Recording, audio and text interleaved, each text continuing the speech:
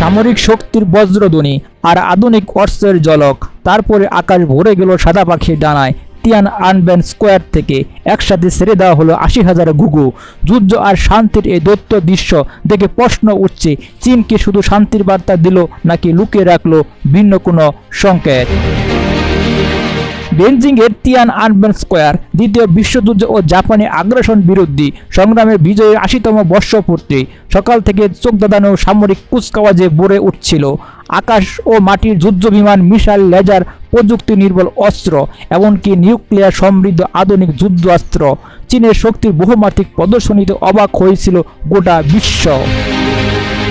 ঠিক সেই আয়োজনের শেষ প্রান্তে আকাশ ভরে যায় ভিন্ন দৃশ্য। মুক্তি দেওয়া হয় একসাথে ৮০,০০০ ঘুঘু, উঠতে থাকে আরও ৮০,০০০ রঙিন বেলুন। প্রেসিডেন্ট শি জিনপিং হাত নেড়ে শুভেচ্ছা জানান জনতার উদ্দেশ্যে, আর বেসে ওঠে দেশপ্রেম গান উত্তরা মাদারল্যান্ড। ঘুঘু মানেই শান্তি। বিশ্বজুড়ে প্রচলিত আছে পাখি পিঞ্জিরে নয় আকাশে মানায়। এছাড়া প্রচলিত আছে ঘুঘু উড়ে গেলে নাকি যুদ্ধ থামে আর মানুষ ফিরে পায় শান্তি।